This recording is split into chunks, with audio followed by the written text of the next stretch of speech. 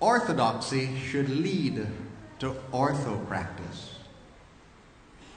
Orthodoxy should lead to orthopraxis, meaning right word should lead to right action. It's not uncommon for the church office, any church office, to be called, and the following question is asked: who is doing the Mass? It's not uncommon for people to say and ask of each other, are you going to Mass? Well, doing the Mass and going to Mass are words, which sometimes do not impart the desired effect that it should have. What is it we do when we come to Mass? We come to celebrate. The priest celebrates Mass. Parishioners, when we come, we gather to celebrate Mass. What are we celebrating? We're celebrating the blessings that God continues to pour into our lives. And so when we come, beloved, it is with a particular mindset to give thanks to God, which I hope we do, and to continue to listen to His voice as we strive to live as His disciples. Two questions to ask before we move into our reflection. The first is to you, the person, and the second is to the person beside you. First, to the person. You've been going to church for God knows how long. Depending on your age and stage, you know how long you've been going to church. At the end of the Mass, do you A, spend a little time before rushing off to say thank you, God? But also B, have you ever been prompted to say to the person beside you, thank you. Thank you for inspiring me to enter into the celebration of Mass. Because today I wasn't feeling so joyful. Today I was feeling drained. Today I'm finding myself struggling with so many issues. But the way you participated, thank you. You actually inspired me. To the person beside you, are you conscious that when we sit together, people come to celebrate Mass, yes, but they sometimes come with different mindsets. And therefore, what God asks of you is to enter fully into the celebration of Mass. In other words, evangelization is right here and right now. We are called to inspire each other during the celebration of Mass by the way we respond, by the way we enter into the actual rite itself. And very often we forget that when we come, it's not about what am I getting or how will I spend this moment with God in prayer. It is also about, do I truly understand my role? My role of being an evangelizer, even with and to the person I sit beside. If we look at today's gospel, we hear Jesus calling His disciples and blessing them, and then sending them out to evangelize. What does this mean for us as a people who are also called and blessed and empowered to go? We can look at evangelization based on the gospel from the three virtues of faith, of hope, and of love. First, the virtue of faith. Notice what Jesus said to the disciples when He was sending them out. I want you to take nothing extra with you. Take no extra sandal, take no extra sack, take no extra money. I, your God, will provide for you. When Jesus calls us, He calls us to exercise faith in Him. For why would the disciples choose to listen to Jesus when He says, trust me, have faith in me? Because prior to this sending out, the disciples spent time with Jesus. They heard Him speak. They saw how He fed the crowd.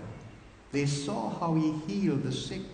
And so they began to trust more and more because they chose, unlike the crowd, to spend quality time with the Lord.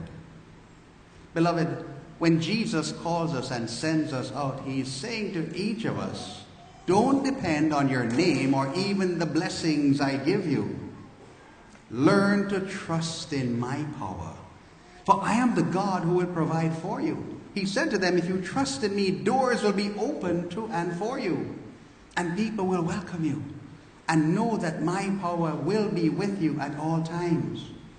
Faith says, although I am weak, when I enter into the Mass, and the priest says, the Lord be with you, and I respond, and with your spirit, when I respond, I am actually inspiring the person beside me who is either too afraid, too weak, or too caught up in self to respond. Faith says the little actions I do, first in the Mass, secondly at home, third wherever I am, that can be used by God to inspire people and draw them into his presence because of my little seed that is sown. Faith says that this God who calls me in the context of my life will always provide for me. And this comes with a beautiful fact, that if I truly understand that I am called to trust and have faith in the God who provides, I should not waste energy complaining.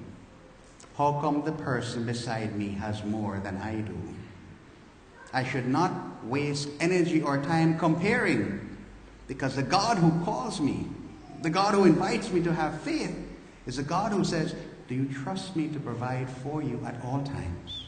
And know that if you surrender to my power, every little act, every little word can be used by me to draw others into my presence. If we understand then that when we are called and sent, we are called to depend on this God who is powerful and who invites us to have faith, he then inspires us to have hope in him. Our source of hope comes from the Lord. How? This Jesus who gave of himself and revealed the Father's love to all of us, when the time was right, he chose to die. Hope springs eternal. And so God the Father, who saw the sacrifice of Christ, his Son, chose by the power of the Spirit to raise his Son from the dead. Any event or experience of possible death or real death comes with the assurance of hope that something better will come. When it came to the death of Christ, hope says he will be raised to life. When it comes to our loved ones who have died and whom we have committed to the grave or the columbarium, hope says, I will see you one day again. When it comes to our encounters with each other, hope says, as God sends me to be a light for you, and when we have a connection, the Spirit is at work, we give thanks. Tomorrow we can do even better. Hope also says, if this encounter does not go well, if I do not see eye to eye, if I cannot see eye to eye with even the people in my own family with whom I eat and share the same space and place, hope says, a little moment from now, maybe tomorrow, maybe next week, maybe even next year, better will come. How does Jesus bring about hope in the gospel? He says, if you have faith in me, doors will be open, but know this, when I send you out, be prepared to be rejected. People will reject you for whatever reason. How does hope come in? If the first encounter doesn't go well, we can try again. But Jesus says it may not work despite all trial. So when the time is right, shake the proverbial dust off your feet, because hope says there's another encounter with someone else tomorrow. The ultimate sign of hope is Christ on the cross. When they fully rejected him, he prayed for all. Father, forgive them. What is real hope? Whether people accept the Lord or not, God is working on each of them. Whether people accept us or reject us or not, God is working on us and the very people who choose to either accept or reject us. With God, there's always hope for a brighter tomorrow. With God, there's always hope for a new chapter, a new beginning, a new source of joy. Notice what happens in the gospel. When the disciples chose to have faith in him and to hope that where they are going, God's will be done, they came back rejoicing. They rejoiced because they trusted in God. They rejoiced because they responded in God. Which begs the question this morning, is there anyone who feels robbed of joy? If there's anyone not entering into the celebration of Mass as we should, chances are it may be because we're not choosing to listen to God and have faith in His power. For God cannot be wrong. God only has good things to give us. And when we find ourselves restless or robbed of joy, chances are, unlike the disciples, we choose not to listen to God and we choose not to have faith. But the disciples did the very thing that Jesus wanted, and they came back rejoicing, which then leads us to the third and final point. Every single one of us, like the disciples in the gospel, every one of us is called, empowered, and sent to be a witness for Christ in any area and aspect of our lives, no matter how small or how big. We do this, why? In the gospel, Jesus says, rejoice, because your names are written in heaven. Some translations, your names are written in the book of life. Beloved, here is a harsh truth. We do not write our names in the book of life. We are not the ones who write our names in heaven. They are written by the loving hand of a God who wants us all to be with Him.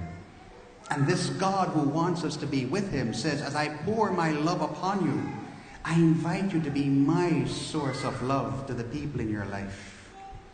What is this love all about? It is meant to be that which enhances life. It is meant to be that which brings about the good and the joy and the benefit of the other or others in our lives. When more married people understand that love means my life is dedicated to make you happy so that your happiness can radiate on me, then family life will be a little bit stronger than it already is. What is real love? Real love is making a difference in the life of the other. A couple of years ago, my aunt took me to shop for sports clothes, badminton clothes, and she took up this incredibly bright neon green t-shirt. So bright when you held it up you had to cover your eyes. And I said, my loving auntie, why do you want to buy this? Why do you want me to wear this? And she said to me, you must stand out. And I thought of the people who would watch me and see me lose. And I said, auntie, I love you dearly, but me nah buy it. But ultimately she understood. Real love makes someone stand out. Real love rises above the darkness that so many of us encounter. Real love makes a difference and brings joy, and it makes the person or people who buy into it because of God's love and presence, it makes others want to emulate you. It makes them want to emulate us. It makes them say, how come so-and-so seems to be so full of joy? Perhaps I need to try it. Perhaps I need to let go and let God have His way in my life. We're all, beloved, called to be agents of love. This God who loves us too much to let us go says, as I pour my love upon you, will you do what you can through the power of my Spirit to be my light and source of love to others? Go tell them the good news. Tell them how much I love them. Tell them how much I spare them. Tell them how much I want us all to be together at the end of time. And the irony is, the more we sacrifice ourselves, let go and let God have His way, the more you and I will find that we are truly at peace and experience real joy. To this God of light, life, love, and joy be glory and praise forever and ever.